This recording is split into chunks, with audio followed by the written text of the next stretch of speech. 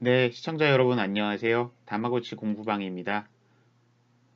오늘부터는 제가 새로운 코너를 하나 진행해 볼까 합니다. 그래서 이 코너는요, 아, 최근 화제가 되고 있는 시사 상식과 관련된 논제 이슈 중에 수험생 여러분들이 혼자 공부하기 어려운 이슈를 다 같이 짚어보는 코너를 한번 만들어 보고자 해요. 그래서 이 코너는 꼭 언론고시생 여러분은 당연히 도움이 될 것 같고, 그 외에도 공기업이나 공사, 공단과 관련해 시사 준비를 하시는 분들에게도 큰 도움이 됐으면 하는 바람입니다. 그래서 오늘 할 주제는요, 예비 타당성 조사 면제 논란입니다. 이와 관련해서 배경을 잠깐 설명드리자면, 얼마 전 문재인 정부가 1월 말 수십조 원에 달하는 예비 정부 및 지자체 산업들의 예비 타당성 조사를 면제하겠다는 발표를 내놓았습니다. 이것이 어떤 의미를 가지고 있고 우리 수험생 여러분은 어떻게 대응해야 될지에 대해 말씀을 드리도록 하겠습니다. 우선 정부는 지난 1월 29일 약 24조 원 규모의 정부 및 지자체 사업들의 예비 타당성 조사를 면제하겠다고 발표했습니다. 이와 관련해서 상당히 재밌는 내용이 있는데요. 보면은 조선일보는 뭐 아무래도 현 정권과 아무래도 좀 사이가 좋지 않다 보니까 기사 내용을 보시면 국내 건설 경기가 악화되고 건설 경기가 급락한 상황에서 고육지책이고 부정적인 시선이 많이 들어있다는 걸 아실 수 있죠. 또 재밌는 거는 이번에 한겨레의 논지인데요. 한겨레도 근거나 기준이 명확치 않고 선정 기준도 모호하다면서 다소 부정적인 태도를 취하고 있습니다. 특정 정책이 조선일보에게도 비판을 받고 한겨레에게도 비판을 받는 양자에게 모두 까이는 드문 상황입니다. 혹설에서는 이게 뭐 새로운 좌우 합작 운동이다 뭐 이런 농담도 내놓고 있는데 과연 이게 왜 이런 일이 벌어졌을까요? 그래서 우선 이 예비 타당성 조사에 대해서 같이 알아보도록 하겠습니다. 자, 예비 타당성 조사를 하시려면요. 그 전에 SOC,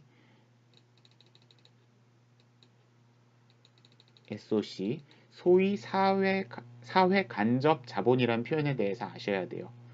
사회 간접 자본이란 우리의 삶을 좋게 해주는 인프라스트럭처를 이야기합니다. 그래서 대표적인 것들이 발전소가 있겠고요. 또 다리가 있겠고요. 이것은 그 누구도 자기 손으로 짓지는 않겠죠. 왜냐하면 SOC에 해당한 것들은 대부분 공공재입니다.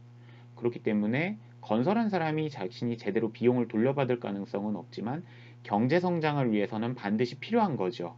그렇기 때문에 SOC는 대체로 국가나 지자체가 주도하여 건설하게 됩니다. 보시면은 로마 콜로세움 사진이 있죠. 로마 콜로세움 같은 경우에 고대 로마 시절의 대표적인 SOC 산업이었습니다. 사람들에게 즐거움을 주고 공원과 강당의 역할을 하면서도 여기서 또 빵 배급도 하고요. 자, 이건 또 다른 형태의 SOC인데요. 제가 지난 여름에 갔다 온 두장옌이라는 지역의 SOC, 무려 2500년 전에 지은 댐이라고 하니 놀랍지 않습니까? 이 사진은 제가 여행 다녀온 걸 자랑하려고 올린 사진입니다. 네, 맞습니다. 그래서 근본적으로는 이런 질문이 가능할 것 같아요. SOC는 왜 필요한가라고 했을 때 SOC는 경제 성장의 초석이 됩니다. 가장 대표적인 사례가 히틀러의 아우토반 건설을 들 수 있죠. 히틀러는 아우토반이라 불리는 고속도로를 뚫으면서 독일 1차 대전 후 경제가 피폐해진 독일의 경제 부흥의 초석을 놓았다는 평가를 듣습니다.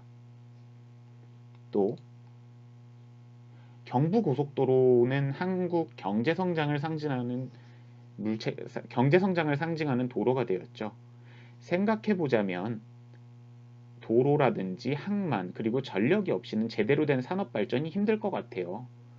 오늘날 수많은 개발도상국들이 많은 인구와 성실한 노동력을 가지고 있음에도 불구하고 외국 자본들이 투자를 거리는 것은 바로 이런 발전소, 도로, 댐 이와 같은 사회 최소한의 SOC를 갖추고 있지 못하기 때문에 결국 이 SOC가 갖추어지기 전까지는 국가가 경제 성장을 하기 어렵다는 판단에서 나온 거죠.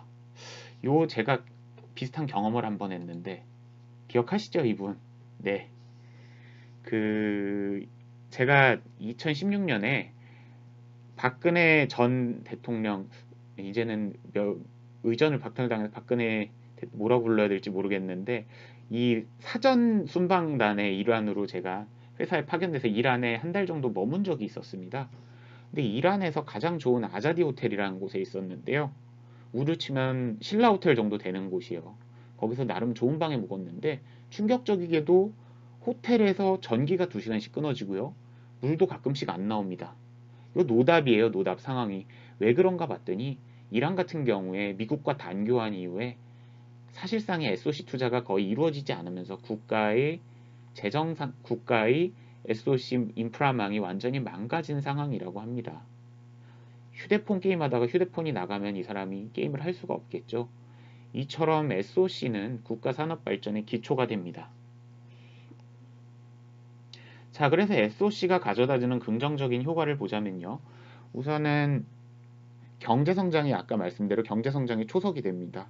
한국이 수출 대국으로 발전할 수도 있었던 계기에는 항만과 도로 건설이 있었죠.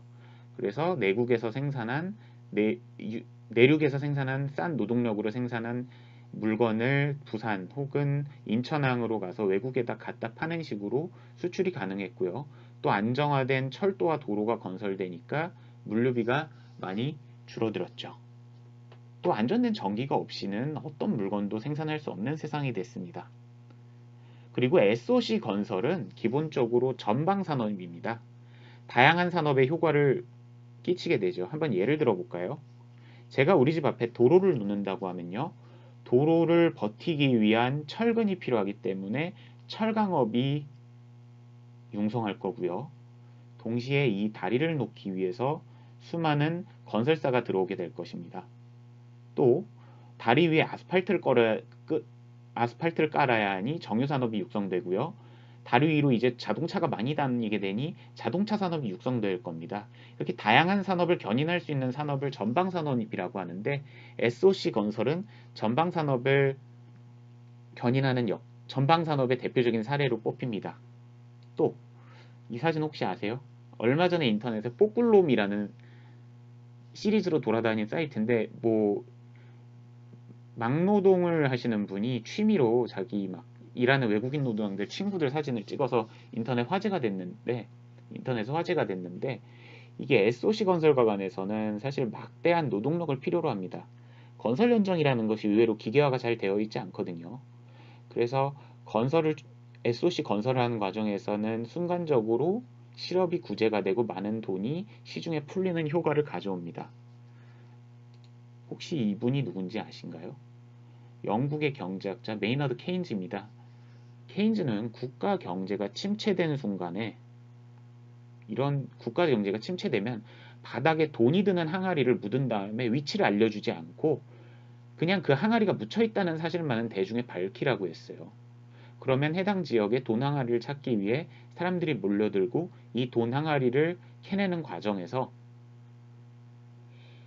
포크레인도 오고 누군가는 삽질도 하고 인부들이 모여드니 그 앞에 식당도 생기고 식당에 물을 파는 물가게도 생기고 또 물장수 아저씨의 돈을 날라주는 은행도 필요할 테고 이런 식으로 산업이 융성할 수 있다라는 이른바 돈항아리 이론을 펼친 바도 있었죠. SOC 건설은 이와 같은 순기능을 많이 가져오게 됩니다. 그런데 왜 SOC 산업이 무조건 좋은 것만은 아닐까요?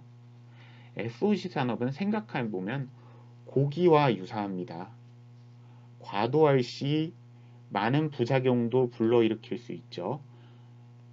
라면을 먹으면 맛있지만 현기증이 나죠. 고기를 먹으면 맛있지만 역시 현기증이 납니다. 그래서 가장 대표 첫 번째 사례는 SOC를 통해서 경기를 부양시키기 위해서는 막대한 세금이 필요합니다. 작은 다리 하나 놓는데도 수천억 원이 들어가고요. 도로, 철도, 공항 다 마찬가지입니다. 그래서 2000년에서 2014년 사이 연평균 국가 채무 증가율을 보면 우리나라가 OECD 국가 중에 상위 3위예요. 그런데 일단 국가 채무가 더 빠르게 늘어날 수밖에 없겠죠. 국가가 SOC를 위해 돈을 쓰니까요. 또 다른 문제는 이 SOC 투자가 민자 사업으로 진행되는 경우입니다. SOC 사업을 특히 이명박 정권 때는 민자 사업이라는 형태로 민간의 투자를 받았는데요. 사실 여기서 말하는 민간인은 대규모 투자 회사들, 특히